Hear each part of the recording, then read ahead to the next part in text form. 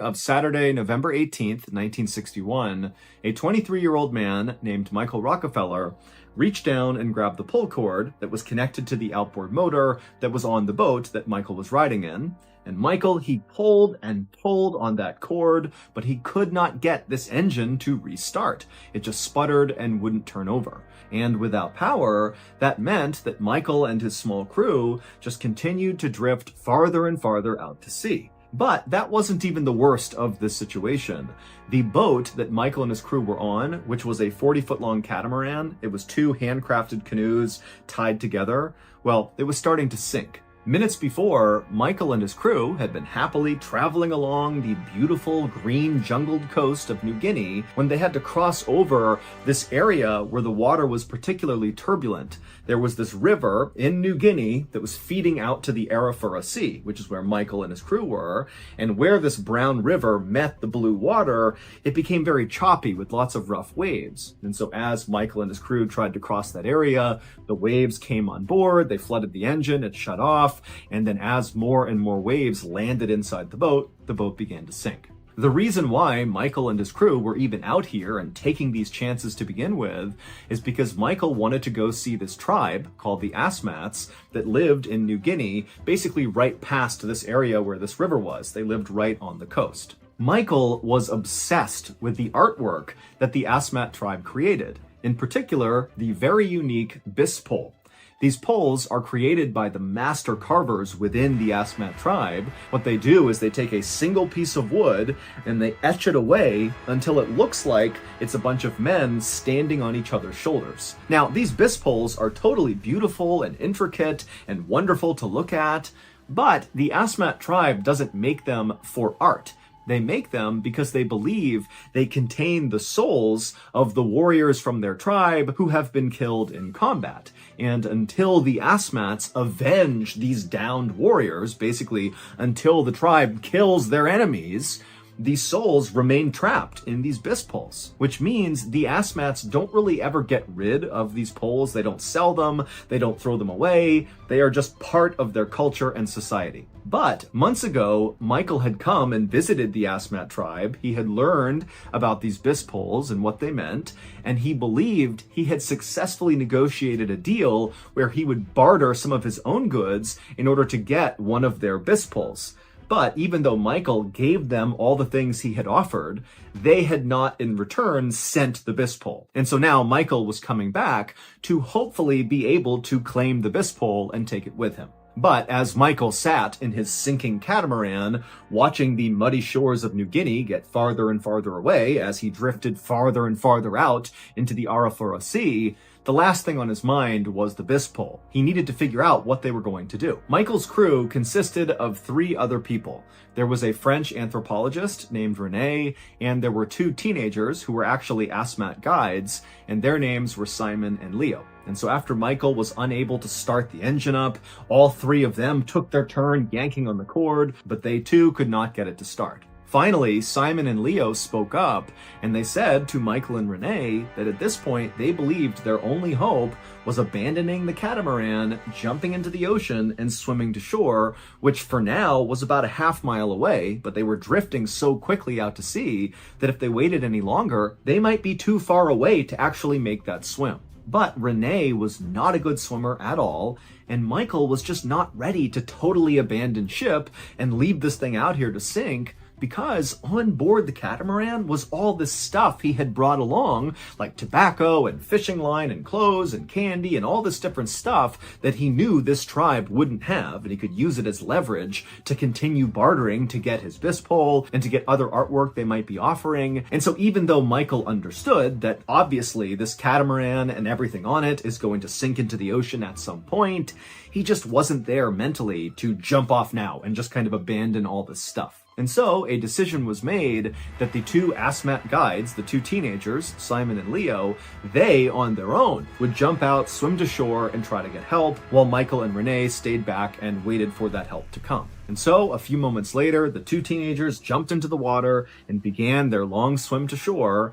And as they did, Michael watched, and it suddenly dawned on him just how far away he was from his own home. It had been months since Michael had last showered, so he smelled terrible. He was totally sunburned and caked in dirt, and his hands were rough and calloused from all the rowing he was doing.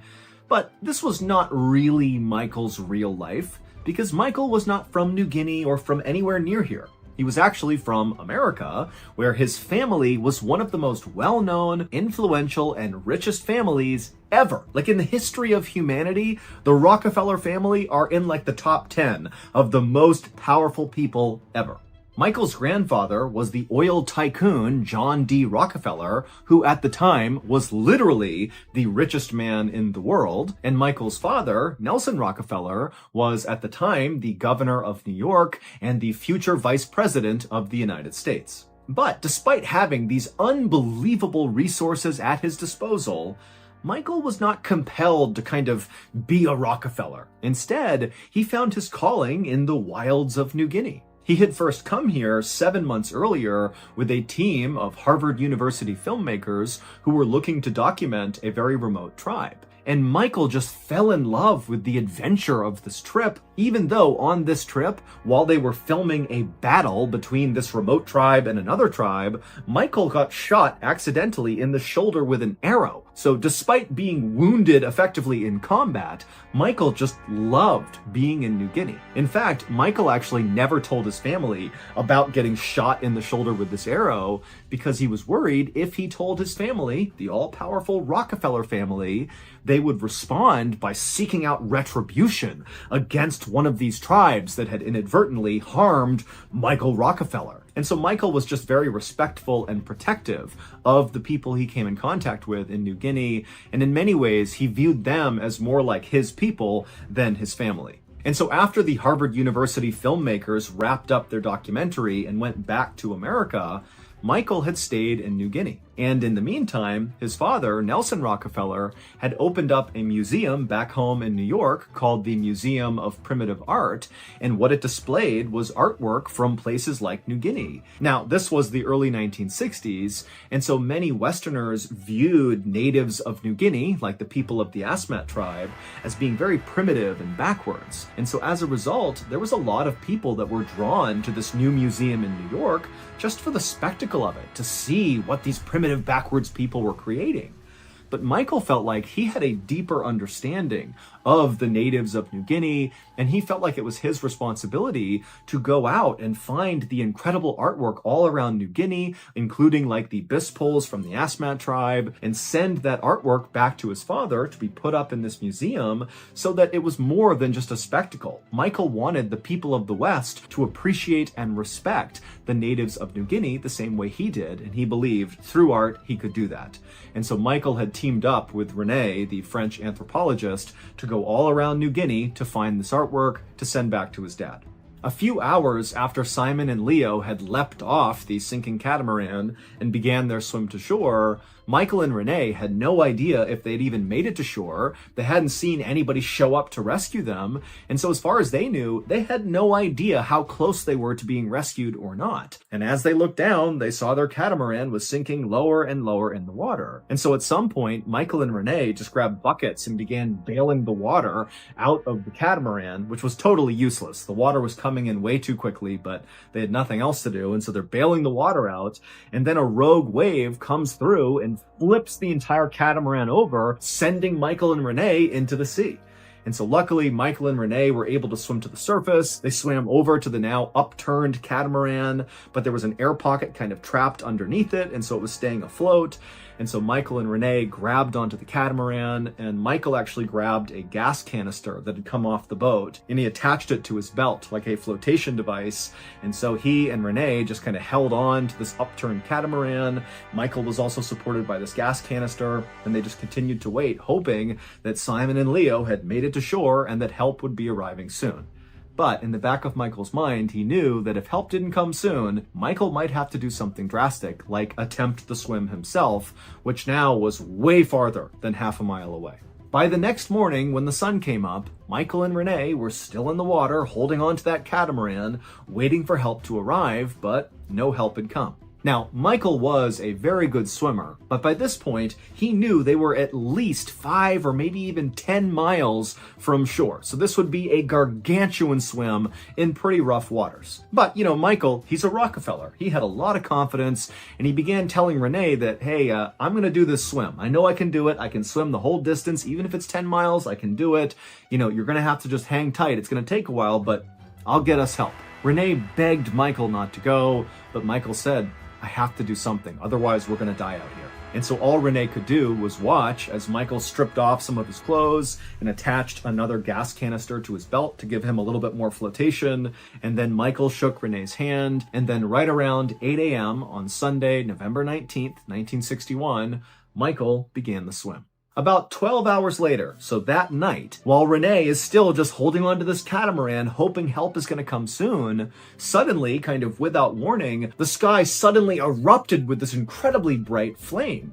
And what it was a plane flying overhead that had spotted Renee and the upturned catamaran. They had fired a flare into the air to be like, hey, we see you, we're going to send help. And then just a couple of hours later, a boat came around and picked Renee up. And when Renee climbed on board, he was so relieved, and he asked the captain, hey, did Michael Rockefeller tell you I was out here? Is that why you knew I was here? And the captain said, no, we were told by 2 teenagers, 2 guides, Simon and Leo, that you were out here. No one's heard from Michael. Now, you need to remember that Michael Rockefeller was a Rockefeller.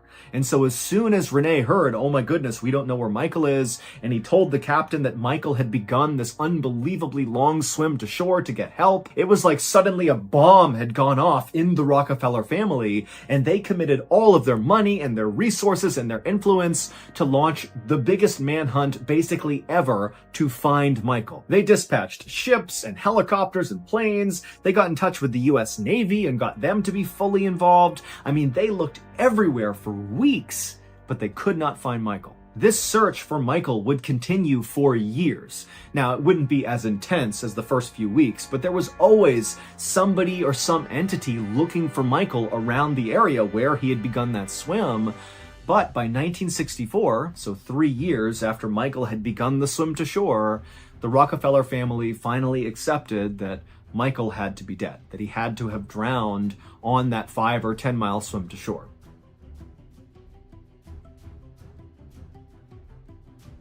For the last 60 years, I've been a hardcore whale mail enthusiast. Every morning I wake up and I break out my quill and parchment and I draft up the various messages I need to send to my team. And then after slapping those in my backpack, I dive into the ocean and I swim out until I encounter a whale, and then I jump on its back and I spend 45 minutes wrestling with it until I've secured my packages to its hefty trunk, and then I leap off that beast, wish it good luck, swim to shore, and wait for my mail to get delivered. But despite how glorious this shipping system sounds, unfortunately, in the past 6 decades, not one whale has understood it was my courier, and so as a result, all of my mail has gone undelivered. So, after 60 years, I finally decided to give up on whale mail and join the future and entrust all of my shipping needs to Stamps.com. For 25 years, Stamps.com has been helping businesses save time and money. With Stamps.com, all you need is a computer and a printer. They even send you a free scale, so you'll have everything you need to get started. Stamps.com automatically tells you your cheapest and fastest shipping options. Also, you get access to all the USPS and UPS services that you need right from your computer anytime, day or night, no lines, no traffic, no waiting. So even though I know whale mail has a place in all of our hearts, it's time to free Willy and join Stamps.com. Set your business up for success when you get started with Stamps.com today. Sign up at Stamps.com/MrBallen for a special offer that includes a 4-week trial, plus free postage, and a free digital scale. No long-term commitments or contracts. Just go to Stamps.com/MrBallen.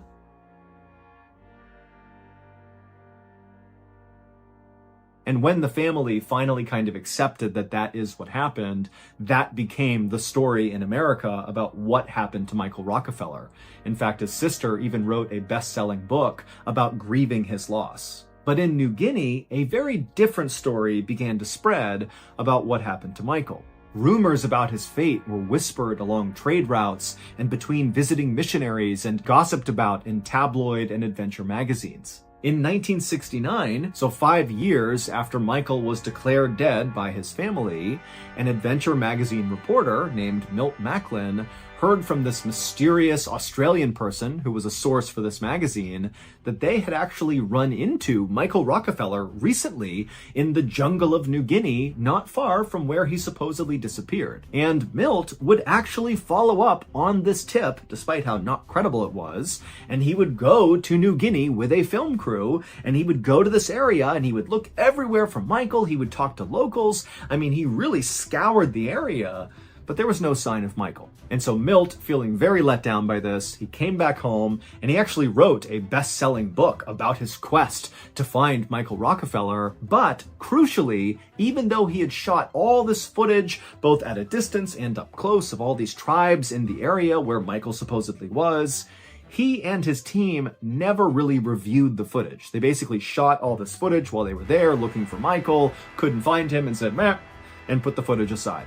But 40 years later, another documentary film crew decided they were going to go to New Guinea and look for Michael, because there were still all these rumors floating around that Michael was alive and living in the jungles of New Guinea. And before they actually went to New Guinea to go looking for Michael, they uncovered this unwatched footage from Milt Macklin, and they watched all of it, and they discovered something unbelievable. Amongst the hours and hours of footage, there is this brief shot taken from a distance where the film crew is shooting on land out towards the water, and you see this canoe come into frame. And it's full of Asmat tribe warriors. This is a war party, and they're making their way, presumably, into battle with some other tribe.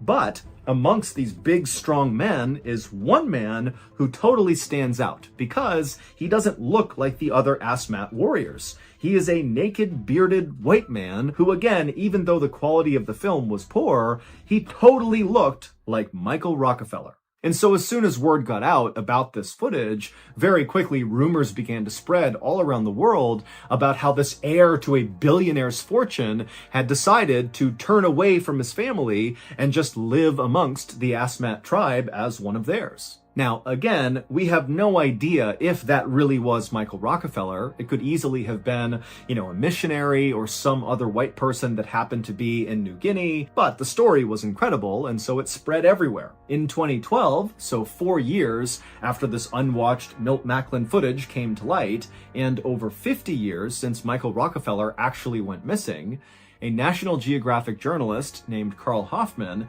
who had grown up totally fascinated by the mystery surrounding Michael Rockefeller, he decided that he would go to New Guinea and finally get to the bottom of what happened to Michael Rockefeller. And after Carl and his interpreter went to New Guinea and lived with the Asmat tribe for months and gained their trust and gained their respect, they began to tell him a brand new story that he had never heard before about what happened to Michael. The real story. And they gave him a dire warning that if he ever told anyone what actually happened to Michael, that the whole village would likely be killed, and maybe even he too would be killed. But Carl didn't listen. After hearing what really happened to Michael, he left New Guinea and wrote a book about it called Savage Harvest. And from his book, here is what happened to Michael Rockefeller. On the morning of November 19th, 1961, so roughly 24 hours after Michael had jumped into the water and began this 5 to 10 mile swim to shore to get help, 3 Asmat tribe elders named Finn, Ajim, and Pep sat amongst 50 other tribe members in 8 long canoes. And they weren't going anywhere. They were just kind of resting at the mouth of this river, the same river that dumped out into the Arafura Sea, which is exactly where Michael and his crew had ran into all those rough waters and overturned, causing their whole situation. And so all these tribes people are just sitting there in their canoes. Some of them are smoking loosely wrapped cigars. Others are chewing on flour made from a palm plant called sago. And they're all naked, minus a couple of bands around their knees and their elbows, and some of them had very intricate piercings in their noses and their ears. but they're all just kind of sitting there. It was a long day and they're enjoying some peace and quiet. But then suddenly a Jim, one of the elders, noticed something making its way into the river from the sea. It was this white thing kind of slithering towards them, and immediately a Jim called out to the others to look, there's something over there. It's a white crocodile, it's a serpent, it's something. And they all look and they're watching, and slowly this white thing is moving its way closer and closer to them. And so, not wanting to be caught off guard, the entire group got ready and began paddling over to see what this thing was, because if it was a threat, they could deal with it. If it wasn't, so be it. And so as these 8 canoes converged on this white thing, some of them had their spears up ready to attack. But when they finally saw what this creature was, they realized it was not some serpent or crocodile or something. It was a white man, and he was floating on his back, and he had these weird flotation devices on, but he was not a threat. And so right away, all the tribesmen, they put down their spears, they kind of laugh, thinking that they were in danger for a second. And this white man, who was Michael Rockefeller, he rolled over and he looked up and he couldn't believe what he was seeing. He's just swam like 10 miles to get here, and he's seeing the tribe that he had come to see in the first place. They've come here to rescue him. And so, practically crying with relief, he turned around and grabbed one of their canoes. And as soon as he did, one of the elders, Pep, looked down at Michael holding onto his boat, and then Pep looked up at the other 2 elders, Finn and a Jim, and they just stared at each other, then back at Michael, then back at each other, and then they nodded in agreement. And then Pep helped Michael into the boat. Michael immediately just laid in the middle of the boat. He was so exhausted from that swim, but he was so relieved, and he just laid there while the tribe kind of got back into position. They turned their canoes around and began paddling back up the river, back inland. And as they paddled, they began this very strange chant. All 8 canoes, all 50 plus members of the tribe, all in unison began this chant.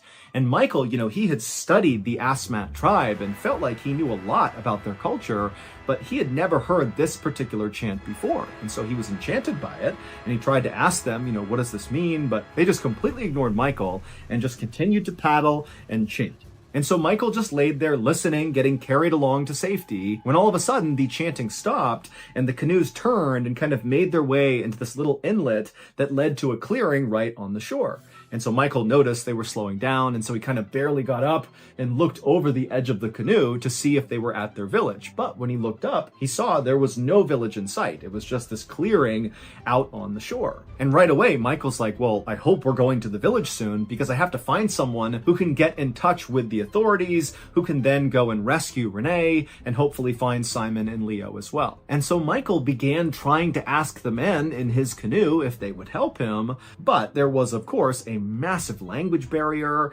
and neither side really understood the other. And then at some point, one of the men from the Asmat tribe just began laughing at Michael. And when he did, the majority of the rest of the tribe looked over, saw what was going on, and they too began laughing at Michael. And so Michael had no idea what was going on. And then before he could do anything else, the entire tribe stopped laughing, and it was like in an instant, they were back into that rhythmic chanting as they slowly began making their way out of their canoes, making their way onto shore. And so Michael began to sense that something was wrong, and instead of getting out of the canoe with the rest of the tribe, he kind of instinctively laid back down on the canoe, almost like he was trying to get away from them. And when he did that, the tribesman who had first laughed at Michael, he stood right over Michael as he's doing this chant, and he smiled at Michael, and then he raised his spear and he drove it into Michael's side. And the second he did that, other members of the tribe raised these horns they were carrying and began blasting into their horns. And so Michael, he's screaming out in pain,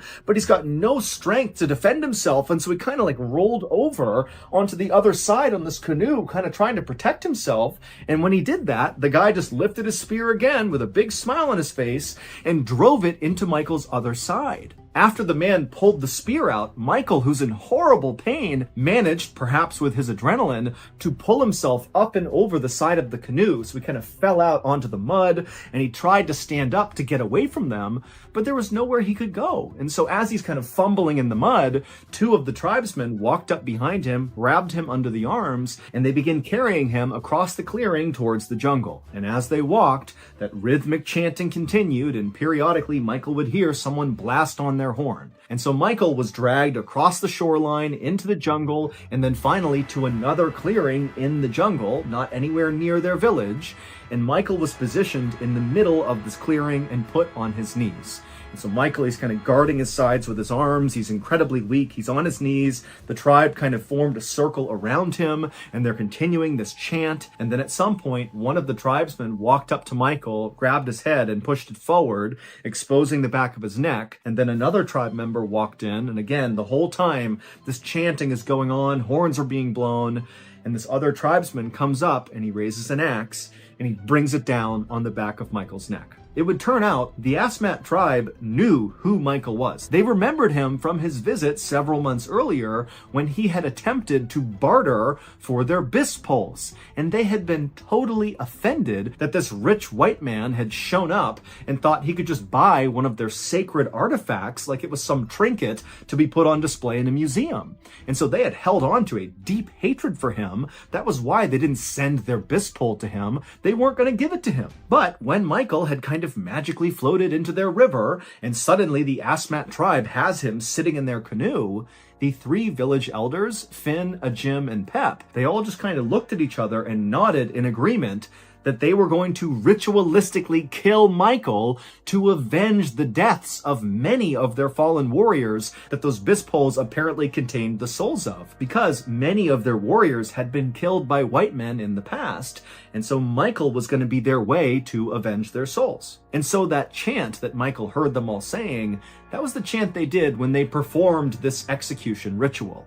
Except they didn't just kill Michael. After one of those tribesmen brought the axe down on the back of Michael's neck, another tribesman walked up and grabbed Michael's hair, pulled his head back, and used a knife to slash at his throat to actually remove his head. And then after his head was removed, again with all the chanting continuing in this circle the whole time, members of the tribe came up and began cutting Michael's body absolutely to pieces, separating his organs and his flesh and his bones into different piles. And then very quickly they got a fire going and cooked and ate Michael.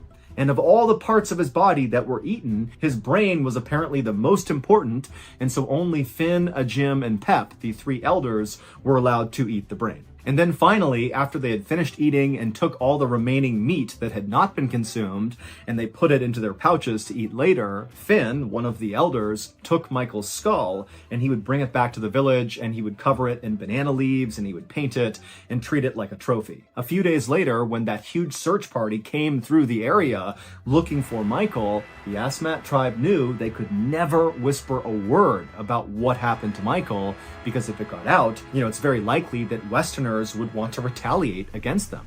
And so for decades and decades, their secret stayed safe until Carl Hoffman of the National Geographic heard the story and then wrote the book about it, Savage Harvest. But despite publishing this book and lots of people reading it, there was always some question about the credibility of the story, because remember, there's all this intrigue and mystery around Michael's story to begin with, and now we have this account coming from the Asmat tribe, and so no one really knew how legitimate it was. And so to this day, the Rockefeller family, and generally speaking, authorities at large, still say that Michael Rockefeller drowned on his swim to shore trying to get help, and that's it. So that's going to do it. If you enjoyed today's episode, be sure to check out our podcast called the MrBallen Podcast, where we have literally hundreds more stories just like this one available for you to listen to right now. And many of them are exclusive to the podcast, so you can only get them on the podcast, not on YouTube. You can find that podcast exclusively on Amazon Music. Carlos Camejo woke up freezing cold and totally confused. It was September 6th, 2007, and all Carlos could remember was being on his motorcycle with the hot sun bearing down on him as he wound his way on his bike through the streets of La Victoria, which is a city in Venezuela. Carlos tried to open his eyes, but he couldn't, and then when he tried to move his body, he couldn't do that either. And so he began to panic because he's paralyzed, but he told himself to calm down. If he couldn't move, at least he could think. He could try to process, what's going on here. There has to be an explanation for it. And so Carlos, in total darkness and immobile, began going through over and over again this whole motorcycle trip, which was his last memory. and he remembered that his friend had called him up and asked him to go out on this ride. Carlos used to go out all the time on his bike for fun with his friends and by himself, but now that he was 33 years old and married, he didn't have the time for it as much. But the weather had been so beautiful that when his friend had called and asked to go out, Carlos said, let's do it. And so Carlos began going over in his head the route that they had taken through La Victoria, and all he could remember was this long straightaway and then a right turn and then nothing. It was like after he made that turn, everything went blank. And as Carlos thought about how weird it was that one, he was paralyzed, and two, he had no memory of what happened after he made that right turn, he started to realize that he felt something against his back. It was like there was a block underneath his back, kind of right between his shoulder blades, propping his chest up, and he felt his arms kind of dangling down by the side, and it was very uncomfortable. And as he laid in this totally awkward position, he began to hear somewhere out in the ether unfamiliar voices just kind of chatting, and immediately Carlos is like, okay, someone's here to help me. I don't know what's wrong with me, but somebody's here. I'm gonna be okay. And soon, whoever was talking near Carlos had moved closer to him, and actually Carlos began to realize that it was actually more than one person. It was at least two people talking back and forth, but again, Carlos can't open his eyes, he can't move, he can't communicate with these people, he just knows they've come closer to him. And after these people had moved right up against Carlos suddenly felt something metal pressing up against his chin. And it was kind of sharp, and it kind of hurt when it touched his chin. And Carlos wanted to scream out and tell them whatever they were doing to stop and at least tell him what was going on, but Carlos couldn't make a sound. And then Carlos began to hear this kind of mechanical whirring sound, like a machine starting up that was very close to where he was. And suddenly Carlos began panicking, like, what's going on? What are they doing to me? And as Carlos's heart rate is starting to speed up, one of the people who had moved near Carlos suddenly said, oh my God, that's impossible. This can't be. And then again, Carlos felt more pain in his chin. And then the pain got dramatically worse. It went from just kind of like a poking feeling to something going into his chin, and he felt it moving underneath his skin like a knife cutting through him, and then whatever it was, it went out of his chin. And as this is happening, Carlos is trying so hard to just wake himself up and do something to tell these people to stop, but he just couldn't do it. And then again, he felt that sharp pain in his chin, another round of something going into him, moving underneath his skin and then poking out again, and the pain became so blinding that suddenly Carlos was able to kind of break through this paralysis, and his eyes shot open. And for a second, all Carlos could see was like blinding lights, but then as things came into focus, he saw there were two people, the people who had been speaking, wearing these huge goggles and face masks, and one of them was holding a big needle with black thread attached to it, and that thread was coming from Carlos's chin. They had been running that needle through his face, stitching his chin for some reason, but with no anesthetic. And so as Carlos is staring up at these people in goggles, the people in goggles are looking down at Carlos, and they're totally horrified, and they just kind of begin backing up, not really sure what to make of this. And then Carlos, again, kind of breaking through this weird paralysis he was under, he was able to lift his head up and look down at his body. And he saw, to his horror, that he was totally nude. He was laying on a metal table, and there was this Y drawn on his chest, starting at his collarbones, coming down right underneath his throat, and then straight down across his chest. And then after Carlos saw this Y on his naked body, he looked over at a tray that was right next to this metal table near these two guys in goggles who were now kind of backing up, and he saw there was a whirring instrument on this table, and it was a circular blade, a saw. That was the sound he heard, and that's when Carlos figured it out. Earlier that day, when Carlos had been out riding his motorcycle with his friend, he had gone down that long straightaway in La Victoria, he had made a right turn, and parked illegally right after this turn was this big truck. Carlos didn't see it, and at full speed, he impacted the truck, he was thrown from his bike, smashed into the ground, horrific injuries, and when paramedics showed up, they pronounced him dead on the scene. And so he was moved from the scene of the accident to the morgue. And at the morgue, Carlos was stripped naked and put on this metal table, and they placed a block underneath his shoulders, kind of propping his chest up, and they drew a Y down the center of his chest for his autopsy. The two doctors that Carlos ultimately saw chatting and performing this autopsy were going to follow that Y on his body with the circular saw. That's how they cut you open during an autopsy. But right before they were about to do that, the doctors noticed that Carlos was actively bleeding from his chin. And since he was supposed to be dead, that didn't make any sense. And so that was why one of the doctors had said, "Oh my goodness, this can't be." And so not really sure what to make of it, they had just grabbed a needle and begun stitching his face together to stop the blood from going down his chest. And then Carlos opened his eyes, and it dawned on the two doctors that, oh, he's alive. That's why he's still bleeding. We should definitely take care of him now. But amazingly, after Carlos came back from the dead, he was simply moved into the hallway and left on this metal table, and the doctors who were going to perform his autopsy just left the paper that said he needed an autopsy in his pocket, just kind of showing that, hey, we were just following orders. Somebody told us to give you an autopsy. This is not our fault. And that's where Carlos stayed until his wife showed up and found him in the hallway, just laying there as if he was still just waiting for his autopsy. Carlos would suffer horrible injuries from the accident and serious emotional trauma from almost being cut open during this autopsy, but he would make a full recovery.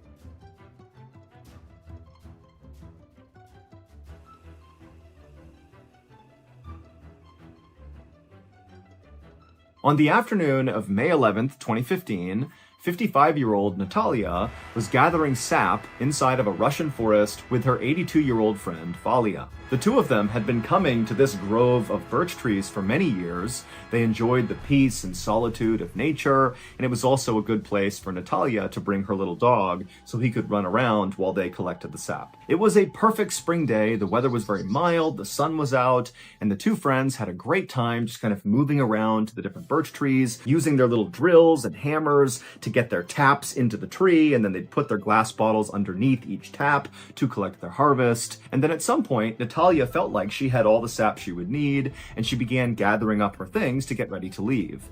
And as she did that, she looked over at Valia, and she had found this really big birch tree, and she had sat down underneath it and was working hard to set her tap. And so as Natalia registered that Valia was over here, kind of doing one more tree before they left, she began looking around for her dog. And she found her dog, and he wasn't too far away from Valia, and he was just kind of moseying around one of the trees, when suddenly Natalia noticed the dog came to a hard stop, and it turned and looked deeper into the forest, like it had clearly registered something that had put it on alert that was out of view. And so Natalia, her view was obscured from whatever the dog was looking at, and so she put down her equipment and kind of moved between the trees to see what her dog was looking at. And at some point, her view cleared, and she saw pretty far off in the forest was something huge, this dark thing kind of moving behind the trees. And suddenly, it jumped out from behind the trees and ran towards the dog. It was a huge Russian brown bear.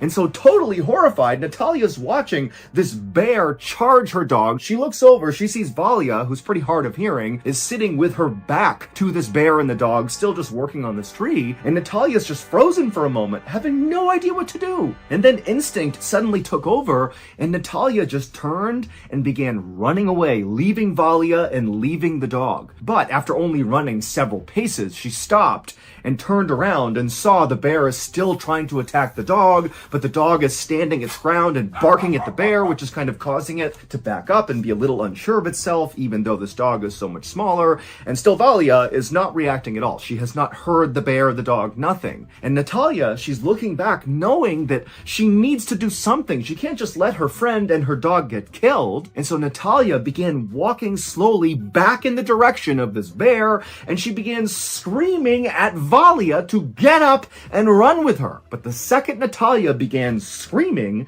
the bear went from looking at the dog to turning and looking at Natalia, and suddenly it was like the dog meant nothing. The bear had decided it was going to go after Natalia. And so Natalia, she's staring at this bear, realizing, oh my God, it's going to charge me. But before she could even turn to run, the bear had ran at full speed and jumped at her. Natalia turned and she tried to run, but the bear bit down on her thigh, and she felt it crush her leg and pull her to the ground and whip her up against a nearby birch tree. And she's screaming and trying to pull herself away, but the bear is ripping at her leg, trying to yank her back into the forest. And then Natalia, she sees her little drill that she uses to set the tap in the trees, and she reaches out and she grabs it, and she turns, and her leg is being actively eaten by this bear. And she turns on the drill and she's about to jam it into the bear's eye when the bear suddenly stands up to its full height and then just falls all its weight down onto Natalia's chest. And immediately Natalia dropped the drill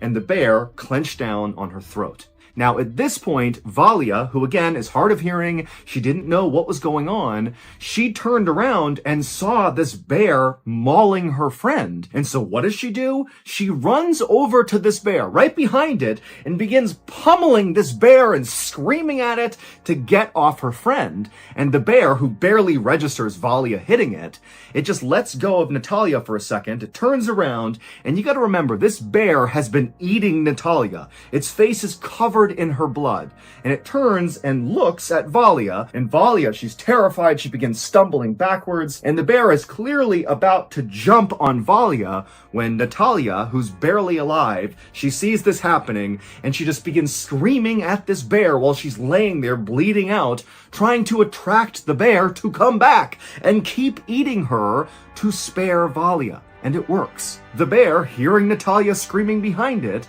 forgets about Valia and turns back around and resumes eating Natalia. And then just seconds later, the bear actually lifted up Natalia by her neck and it ran off into the woods carrying her. And so Valia is just left watching this happen. She knows she's not going to be able to stop this bear.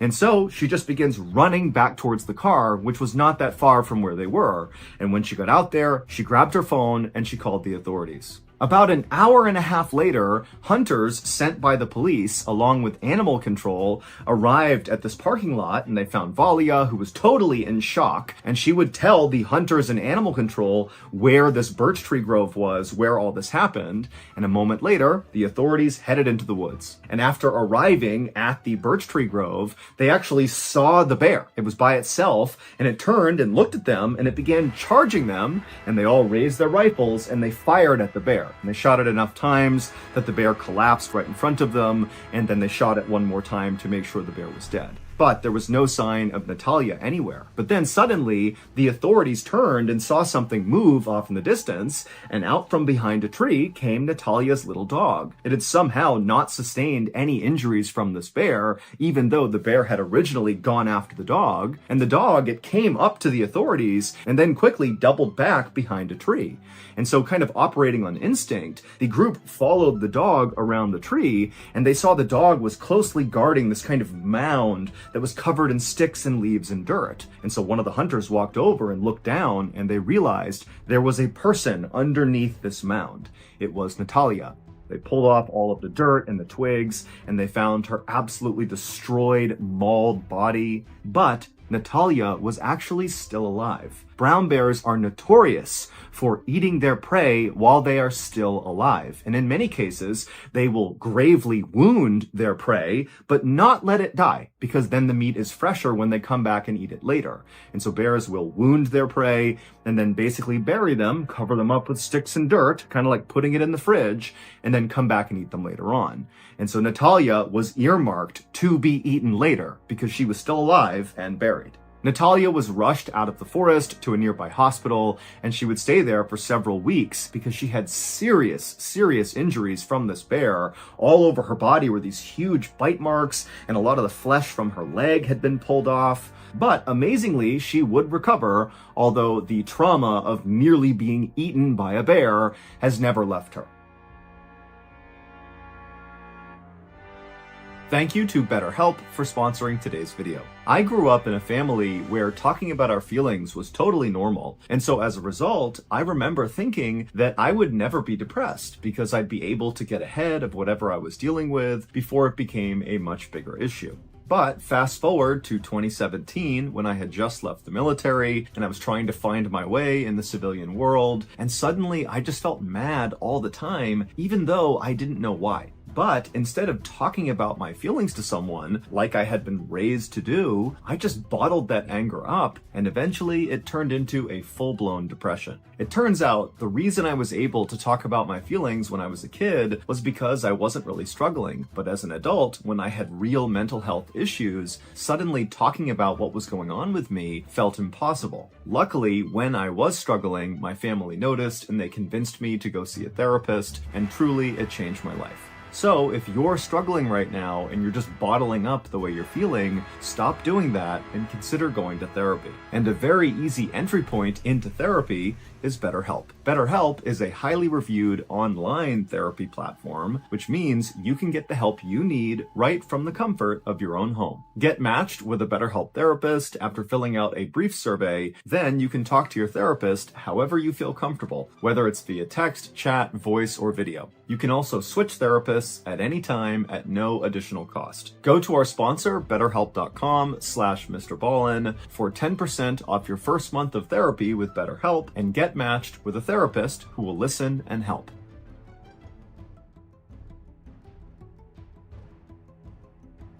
On the afternoon of May 25th, 2017, 42-year-old Nicole Gordon was laying on her couch in her home in Atlanta, Georgia, with an ice pack on her head. She had a blinding headache, one of the worst headaches she had ever had, and she was just unable to do anything else but lay on the couch. Nicole really had no idea why she had this terrible headache. The only thing she could think of was 3 weeks earlier, she had been in a minor car accident and one of her car windows had broken and some of the glass had cut her face, but she didn't think that would be enough to lead to this absolutely horrific headache that had not gone away for 3 weeks. But Nicole was a very tough woman, and even though she had thought about going to the hospital over these past 3 weeks to deal with whatever was causing this headache, she had told herself that, it's got to be something minor. I just need to kind of tough it out here. And what toughing it out looked like was laying on the couch all day long, only getting up to eat and go to the bathroom, not going to work,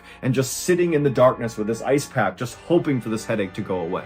And so as Nicole was just laying there, she heard her back door open up. It was her boyfriend, Durante, coming in with groceries. He came inside and he put the groceries away, and then he came into the living room where she was and he asked how she was doing. And she told him that the headache had not gone away yet, and would he mind going into the kitchen and getting her some ibuprofen, which are pain meds, as well as some water. And so Durante said, of course. He went in the kitchen, he got what she needed, he brought it back. She said thank you, she took the ibuprofen, and then she went back to just being totally miserable. But just a second later, Nicole and Durante heard a knock at the front door, and Durante, he walked over and kind of casually looked through the blinds to see if he could see who was at the front door, and he saw it was Nicole's best friend, Leisha. But instead of going to the door and opening it, Durante turned to Nicole and said, "Hey, it's Leisha, do you want me to get the door?" And Nicole, she just kind of grunted and said, "No, please just ignore her." Even though Nicole and Leisha were very close, Nicole knew that Leisha was very high energy. She had been calling and texting basically nonstop ever since Nicole had begun getting these headaches. Leisha just wanted to help and kind of be around and be a part of her recovery, but Nicole just couldn't deal with that super high energy right now. She could barely have a conversation without her head hurting even more, and she knew that Leisha and Durante didn't really get along too well, and so Nicole figured it would just be better for everybody if they pretended no one was home and Leisha just went on her merry way. But Leisha was very persistent and just continued knocking really loud on the front door. She began calling Nicole's phone, and so Nicole began reaching over and silencing her phone over and over again. And finally, Nicole looked over at Durante and just said, "I don't need this. I'm going into my bedroom and I'm lying down." And so she grabbed her phone, she stood up off the couch, she could barely move, her head hurt so bad, and she walked, quietly past the front door, made her way into her bedroom, and she was about to lay down on the bed when she made the mistake of opening up her blinds just a little bit. Her room was on the front of the house as well, and she wanted to see if Leisha was still there, and when she opened those blinds, Leisha, who was outside, happened to be looking at Nicole's bedroom, and the two of them made eye contact. And Nicole's like, oh my God, she knows I'm here. And so Nicole, she just shuts the blinds. But now Leisha comes up to the window and she's yelling, Nicole, I know you're there. Come on, let me in. I want to help you. But Nicole, she just could not deal with it. And so she laid down on her bed and just continued to totally ignore Leisha. Nicole knew that no matter how offended and upset Leisha was for this snub, she would get over it because the two women had been friends for nearly 2 decades. 19 years earlier, they had been neighbors, and they had become friends really quickly. They had been pregnant at the same time, and they began raising their kids kind of like side by side. But in the last 5 years that Nicole and Durante had been together, Nicole and Leisha had kind of drifted apart, because Leisha and Durante both had very strong personalities and they just kind of clashed. And Nicole and Durante had this kind of on-again, off-again relationship, and every time they were broken up, Leisha would come around and be totally unfiltered with Nicole about how much she didn't like Durante. But right now, Nicole could just not deal with Leisha, and so despite hearing her yelling for her to come outside, come on, I know you're in there, Nicole just rolled over on her bed with her ice pack on the side of her head, and she fell asleep. A few hours later, when Nicole woke up, Leisha was gone, as well as Durante. He didn't stick around for very long. He often would only come over just to check in, and then he'd go off and do his own thing. And so Nicole, who still had this blinding headache, she sat up, she got out of her bed, and she was only able to walk back out into the living room, where she laid down on the couch and just went right back to sleep. Even though Nicole had had this headache for 3 weeks and it had not gotten any better, she really was convinced that taking enough ibuprofen and relaxing long enough would cause it to go away. But over the next couple of days, this headache, which was already like a 10 out of 10 on the pain scale to Nicole, somehow became like a 20 out of 10, and it got so bad that she couldn't even open her eyes. It was like horrific. And as this headache got so bad, her relationship with Durante started to sour. Durante didn't really believe that Nicole was actually in the amount of pain that she was in, and he kind of began acting like she was just being lazy. And this really upset Nicole because that wasn't true at all. She was just in blinding pain and couldn't do anything. Finally, in late June, so 5 weeks after Nicole's headaches had begun, and at this point, her headache had still not gone away, she was laying on the couch, like always, with the lights off, she's got the ice pack on her head, and she's just trying to get through the day when she hears the back door open, and it's Durante. And he comes in, he slams the back door, he doesn't even say hello, and he just storms into the living room and just looks down at her with a totally disapproving look. And Nicole, she kind of looked over at him, and when she saw that look on his face, she had just had it, and she said, you know what? We're done. And immediately Durante got so mad, and he's like, how dare you? I've been taking care of you for the past 5 weeks, bringing you groceries, this and that. And Nicole, she had no energy to fight with him, and so she just let him rant and rave until finally he was done, and he walked out, and she was like, thank goodness. A few days later, on June 25th, Leisha was back at Nicole's house, knocking on the door. Nicole had actually texted her to let her know that she had officially ended things with Durante, and so feel free to come over, there's not going to be any drama with him being here. And so Leisha had come back over. She was very excited to see Nicole and kind of get over the snafu of her being ignored. And when she knocked, Nicole did go up to the door and she opened it up. And Leisha, as soon as she saw Nicole, this is like the first time she's seeing her since Nicole's headaches had really begun, she knew something was definitely wrong with Nicole. Her entire apartment is totally dark. All the windows are covered up, and Nicole is squinting out at Leisha, kind of beckoning her to come inside. And Leisha's like, oh my gosh, like how bad is this headache?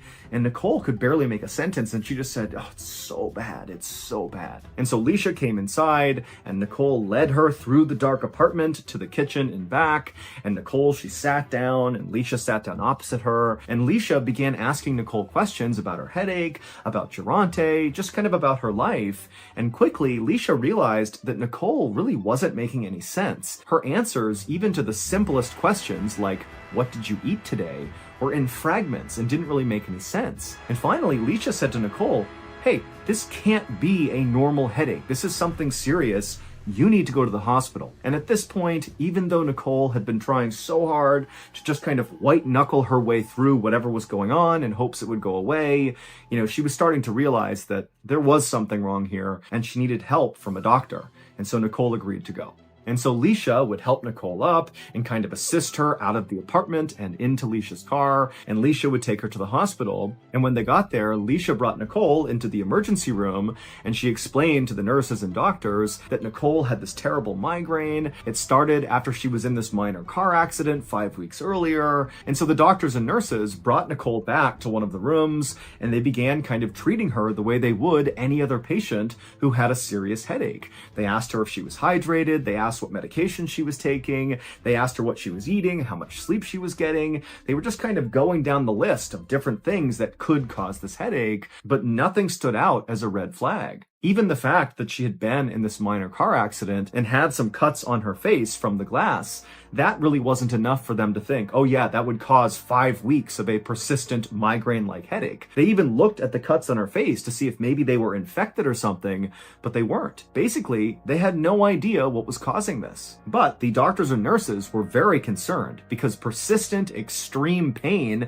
in your head could be signs of a stroke or an aneurysm or something, both of which can be fatal. So they put Nicole through a series of imaging scans to get a look inside of her head to try to figure out what was going on. And after they finished all these scans, Nicole was brought back to her hospital room and she laid down on the bed. And even though she felt terrible still because of this headache, she at least felt like, okay, finally, these people are going to figure out what's wrong with me. They're going to give me medication. This headache's going to go away and I can get back to my normal life. But only a few minutes later, as Nicole is laying there trying to get comfortable, the door to her room suddenly burst open and a swarm of people came into the room looking very concerned. And in the middle of all these people was a guy wearing a suit, and he walked up to Nicole and he said he was a police detective, and he held up one of her scans and he pointed at it. But to understand what he was pointing at on her scan, we need to go back and look at what really happened on the day that Nicole got into that minor car accident. Back in early May of 2017, Nicole and Durante, who were still dating at this point, had just come back to Nicole's house after the two of them had been at a house party together. And Nicole was furious with Durante because at this house party, he had been openly flirting with another woman right in front of Nicole. And so Nicole, after going into her house, brought it up to Durante about how disrespectful that was. And Durante, instead of being apologetic or trying to defend himself or even lie about it, he actually just got really mad at Nicole and said, you know what, fine, I'm breaking up with you. And then he began going around her house, gathering up all of his things that he had left inside of her house. And Nicole, truthfully, was so mad that she didn't really care that he was putting on this show of taking his stuff and leaving her. And so after a few minutes of Durante angrily grabbing his stuff from inside the house, he headed outside to Nicole's car where he had some more things inside of her car. And so he went in the passenger seat, and Nicole, she just reflexively got into the driver's seat of the car just to make sure that Durante didn't take anything inside of her car that he shouldn't, or mess with her car in some way to get revenge on her. And so she's sitting there, she's watching Durante right next to her gather up his things, and then he hops out of the car, doesn't say a word to her, and then he walked around the front of her car and got into his car, which was parked right in front of hers, facing out towards the road.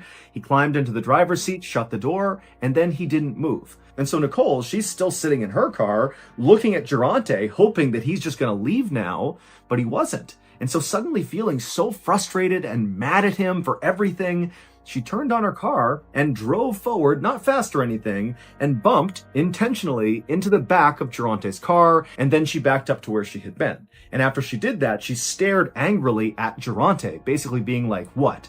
Like, I want you to leave, like, get out of here. And Durante, he was furious. And so he threw his car in reverse and he really hit the gas and rammed into the front of Nicole's car. And in fact, he hit her car so hard that her car lurched backwards and smashed into her fence. Now, Nicole's memory only showed her this exchange. She remembered fighting with Durante, him getting his stuff, and then her bumping into him, and then him really hard smashing into her. And so when she thought about the minor accident she had gotten into, this was it. But what Nicole did not know as she was laying in the hospital bed, as this detective is holding up the scan and pointing at it, is there was actually a whole other series of events that played out after Durante backed into her.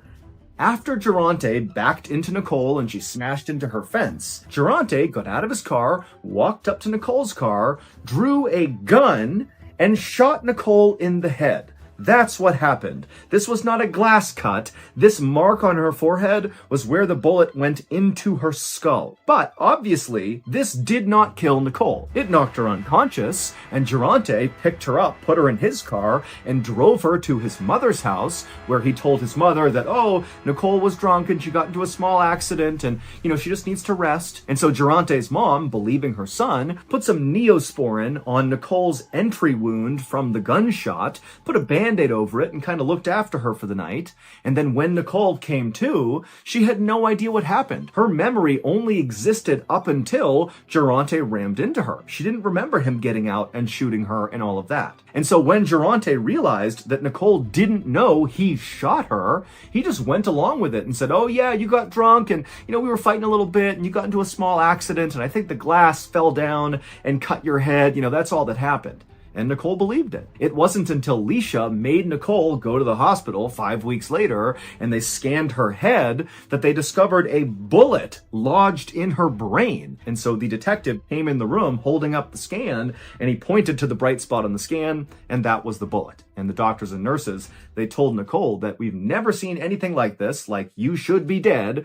And also because this has gone untreated for 5 weeks, your body healed around the bullet. Like we can't even take it out now. Your brain has formed itself around the bullet. And so it will do more damage than good if we try to pull it out. And so Nicole would go on to live her life with this bullet in her head, but she never really fully recovered. As for Durante, the police would very quickly go after him, but he would flee police and evade them for 2 years. And then finally, when they caught up to him, he was hiding in an attic and there was this whole long standoff. But then finally he would surrender himself and then he would get charged with a host of crimes, many of which he was convicted of. And so ultimately he was sentenced to 25 years in prison.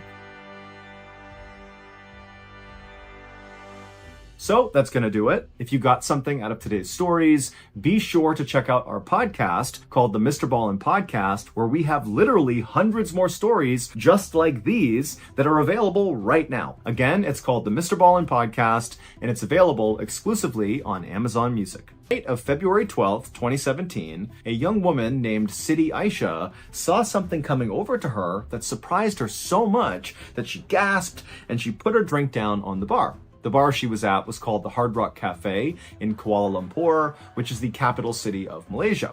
This night for Sidi had already been one of the best in recent memory, but now it was getting even better because a waitress was walking over to her carrying a birthday cake with a candle lit in the middle, and Sidi knew it was for her. So she stepped forward kind of bashfully, and all of Sidi's friends who were there with her kind of formed up around her, and as the waitress came over to Sidi, the friends all immediately began singing happy birthday to Sidi. It was Sidi's 25th birthday, and she could not believe how far she had come.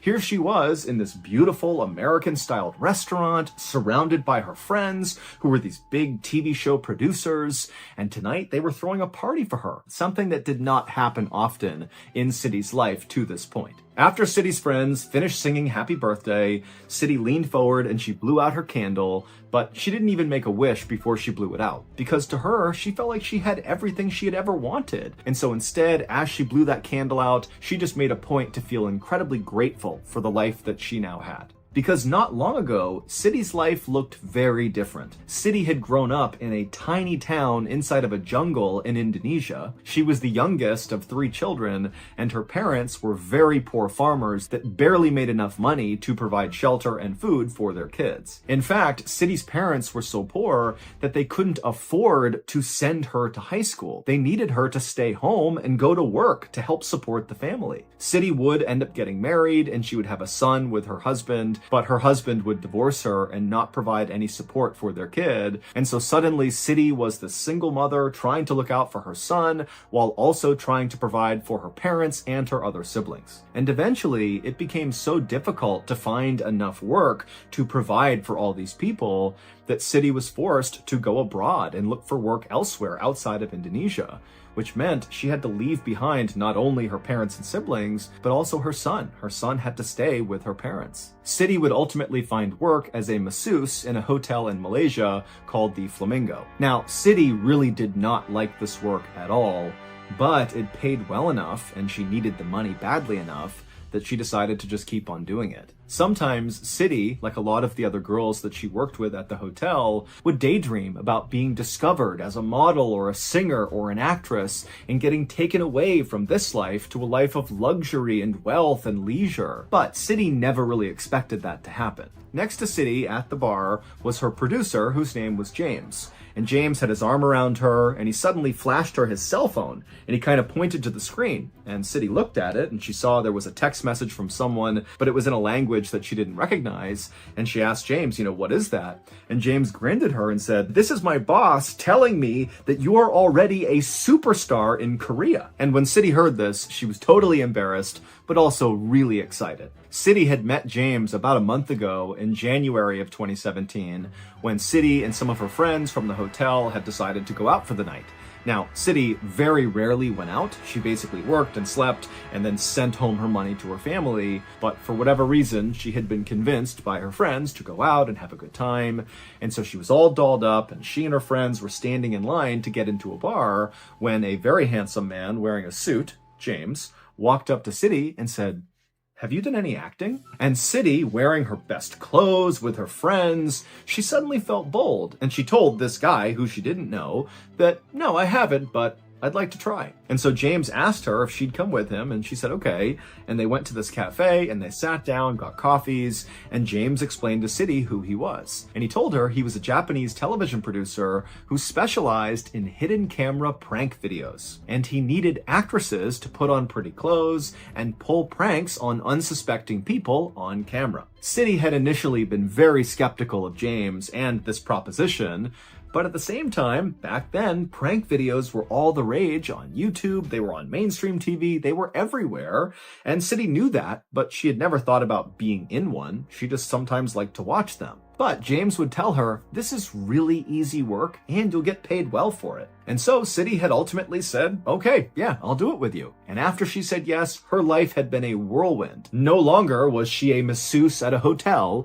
but instead, she was like a celebrity, flying all over the country, filming all these prank videos, and James's bosses were so pumped, they kept messaging him, telling him how amazing she was, and how every video she was doing was outperforming anything they hoped it could do. I mean, everything was going perfectly. City took a few more bites of her birthday cake, and then she checked her watch and saw it was almost 10 p.m., which for James and her other friends might be early, but for City, that was pretty late. Plus, she had already had a lot of alcohol that night, and so that was making her more tired. And so she told James and the others she was going to leave. She thanked them for the party, and then she headed out and went to her hotel. As soon as City was in her room, she immediately called her mother. City and her mom talked all the time, sometimes multiple times a day, and this night, City just really missed her mom, and she really missed her son.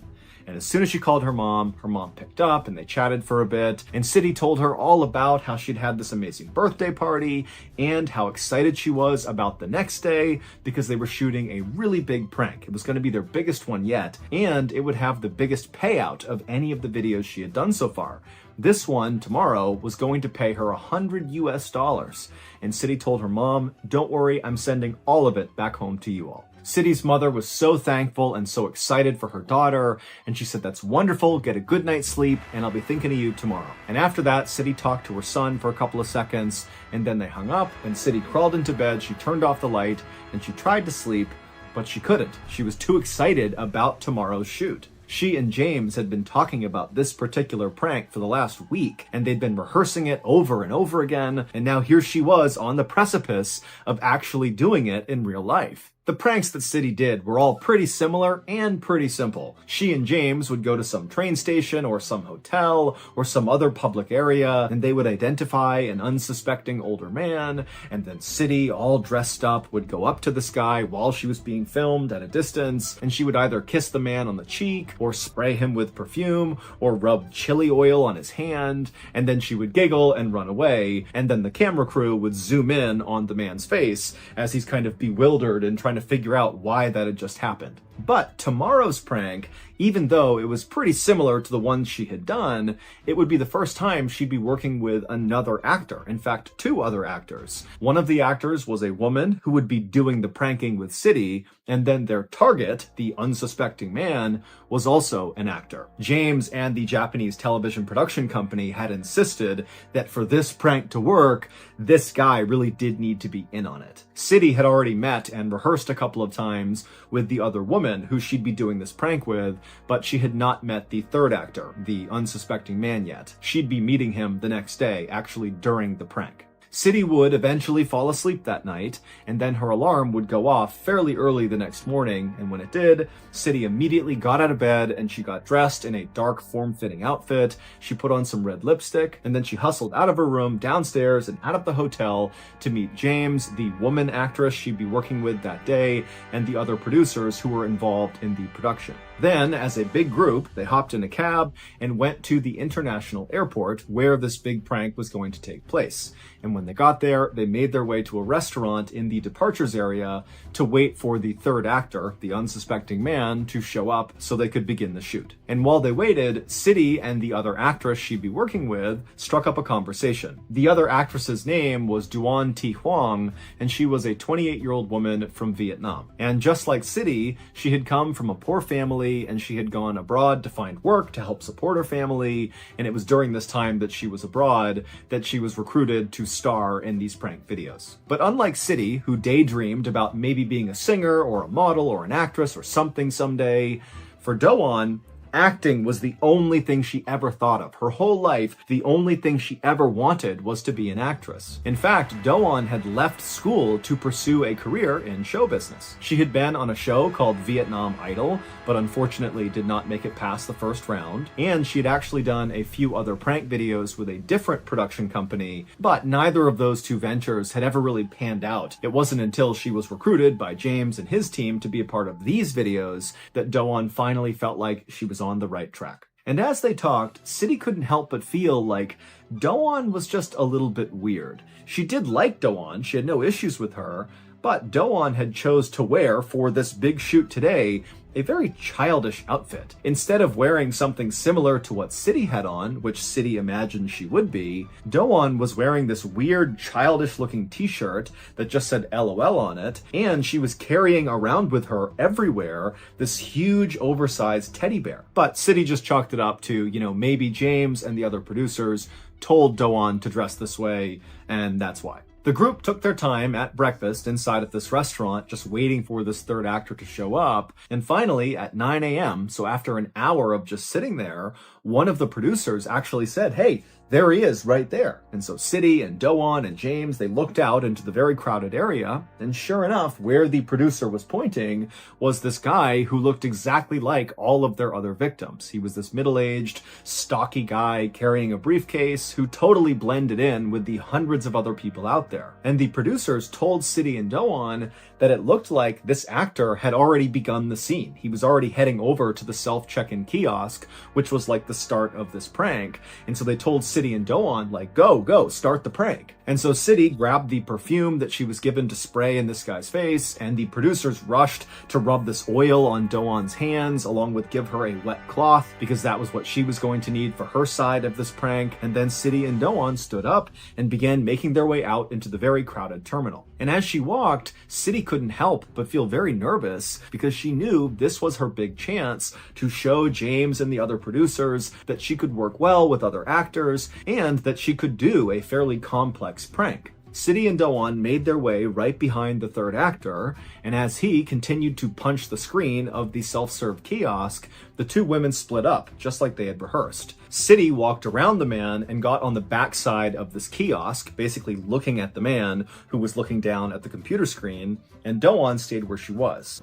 And then Doan looked up at City and nodded, which was the signal, at which point City rushed forward right in front of this guy, who looked up and acted surprised, and then Doan ran up behind him and grabbed his face and rubbed her hands and that wet cloth all over his face. And then City, as soon as that was happening, happening, sprayed the perfume on the guy's face as well, and then the two women kind of giggled and said sorry, and then walked away in separate directions. As City walked to the bathroom to wash the perfume off her hands, she was very conscious of the fact that she was still very likely being filmed, and so she checked her hair a couple of times and made sure her clothes were just right, and then she disappeared into the bathroom, she washed her hands, and then she looked up at the mirror and she smiled, because she knew she had nailed this prank, and she was going to be a star. After City had finished washing up, she left the bathroom and made her way over to the meetup point, kind of on the other side of the airport, where Doan, James, and the other producers were going to meet up, but no one was there. And she thought that was weird because they had totally planned to meet at this point after the prank. But after a little while, City told herself that, maybe they had already headed down to the taxi waiting area, and that's where they are, and they're waiting for me. So City left the airport and went to the taxi waiting area, but when she got there, she found herself alone again. And so City would stand there looking around, waiting for about 15 minutes, and when still she didn't see anybody, she texted James and said, where are you? But she didn't get a response, and so feeling kind of annoyed, City finally just flagged down a taxi on her own, hopped in, and told the driver she just wanted to go back to her hotel. And then on the drive to the hotel, City started to get car sick and kind of nauseous, and she figured it didn't help that she had drank a bunch the night before, so she was still a little bit hungover, and at some point she actually had to tell the driver to pull over so she could vomit outside. And so finally, when City got back to her hotel and got back to her room, she felt so crappy and she was so upset with how everything was going that she didn't even bother to get undressed. She just jumped into her bed and fell asleep. City would sleep for several hours, and when she woke up again, she still felt totally hungover and gross, and she rolled over and checked her phone, expecting to see a message from James explaining why they had ditched her after the prank, but there was no messages or phone calls from anyone. And so City was totally annoyed and frustrated, but just couldn't deal with this right now. And so she put her phone down and fell asleep for the rest of the night. The next morning, when City woke up, she felt like a brand new person. She was not hungover anymore. She rolled over and grabbed her phone, again, expecting to see a message from James or someone. There wasn't anything, and so she called James. But as soon as she called him, she could tell his phone was now off. And so suddenly, City thought to herself, wait a minute, did the prank go badly? Did I do something wrong? Is that why they're ignoring me? And then also City thought to herself, am I still gonna get paid for this prank? I told my family I was sending them $100. All day that day, City would sit on her bed in the hotel and call and text James. But James never got back to her. And City did not have the contact info for the other actors or the other producers, and so she was just totally stuck, not really sure what to do. And she just couldn't understand it. I mean, even if it had gone really badly, if she had blown that prank for some reason, she had spent the past 4 weeks with these people, specifically James, flying all over the country with him, going to dinners with him. He had thrown her a birthday party. They had all these long conversations about life. What could she have possibly done that would warrant this kind of treatment? And so by the end of that day, when still City had heard nothing, she just felt totally heartbroken and embarrassed and decided, you know what? I'm done with those people. Tomorrow, I'm going home to my family. And sure enough, the next day, City got up, she grabbed her things, she checked out of the hotel, she headed to the airport to fly back home. But as she was going through security, she heard all this commotion behind her, and she turned and she saw 6 heavily armed police officers sprinting in her direction. And so instinctively, City tried to get out of the way to let them run past her. But instead of the men running past her, they ran right up to her, grabbed her, flipped her around, and put her under arrest. And immediately, City's like, oh my goodness, this is what's been going on. They've been ghosting me for 2 days here because they were setting me up for another prank. I'm part of the prank now. James must be nearby filming, and they've sent these fake police officers to arrest me. And so this is all going to be on the show. And so feeling totally relieved, City began to laugh and said to one of the officers, oh, so this is a prank, huh? And the officer was like, no, this is real. You are under arrest. And when he told her what she was being arrested for, City nearly fainted.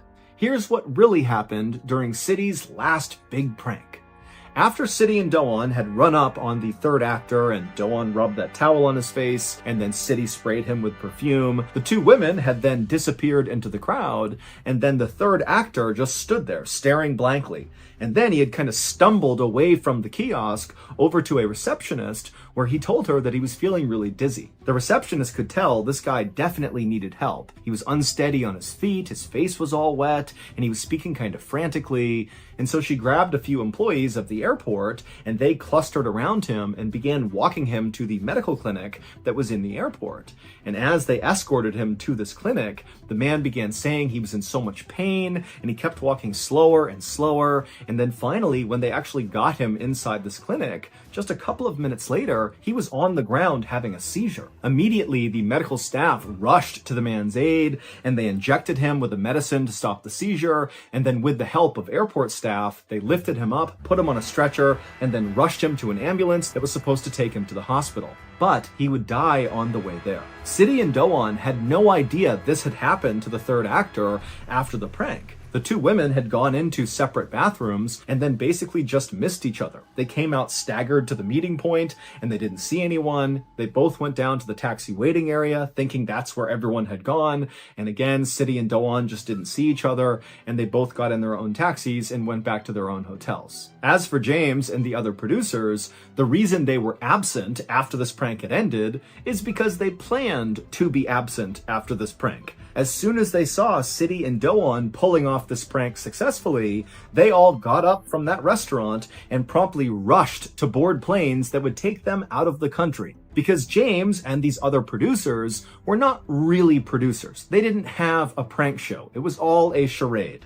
In reality, they worked for the North Korean government, and James, whose real name was Ri Ji-woo, had been tasked by the North Korean government to recruit gullible women, aka City and Do-won, to participate in a top-secret mission that could easily get them killed. In fact, this mission was so sensitive and so dangerous that James and his other TV producers had to live undercover for weeks with Do-won and City kind of slowly convincing them that this was all legitimate and that what they were going to do was just a prank, not a top secret mission. City and Do-won had both been recruited by James because they both were vulnerable and poor. City was also known to be very naive and believed anything she was told, and Do-won was very immature and childlike and overly trusting. All the prank videos that City and Do-won had been independently filming with James and their crew in the weeks leading up to this big final prank had not been episodes of a prank show. They were actually doing pranks on actual unsuspecting people, but it was all rehearsals. James and his crew wanted to make sure that City and Do-won, one, thought this really was a prank show, and two, that they were able to actually do the prank, that they wouldn't chicken out at the end. And on the morning of February 12th, 2017, the day of the big prank, which in reality was the big secret mission, the perfume that City was given was not really perfume, and the oil that was rubbed on Do-won's hands was not really oil. They were the ingredients for a deadly nerve gas called VX. Now, separately, these ingredients would not have harmed either of these two women. But when you combine those ingredients, that's when it turns into a deadly poison. And so that was why City and Do-won had been told to do this prank together, because James and his crew needed them to mix the VX gas on their target's face. And the target was not an actor. His name was Kim Jong-nam, and he had no idea what was going on when City and Do-won touched his face and sprayed him with perfume, but he was dead within 20 minutes, and his death would have been exceptionally painful. It would turn out City and Do-won had been tricked into participating in one of the biggest political assassinations in recent history, because Kim Jong-nam, the target, was actually the exiled brother of the leader of North Korea, Kim Jong-un. And it's widely believed that Kim Jong-un is the one who actually authorized this assassination. Both City and Do-won were initially charged with murder in Malaysia, which comes with an automatic death sentence, but those charges were quickly dropped when it was discovered that these two women were clearly victims as well. Surveillance video at the airport shows City and Do-won handling the extremely deadly nerve agent ingredients so casually, and then after they pulled off their prank, which meant they now had VX gas on their hands, they casually were touching their hair and touching their clothes. It's obvious they have no idea what they're doing. The sickness that City started to feel after the prank was not a hangover. Those were symptoms of VX gas poisoning. It just wasn't enough to kill her. Neither James nor any of the other TV producers has ever been arrested, and to this day, North Korea still says they had nothing to do with this assassination. One November night, I thought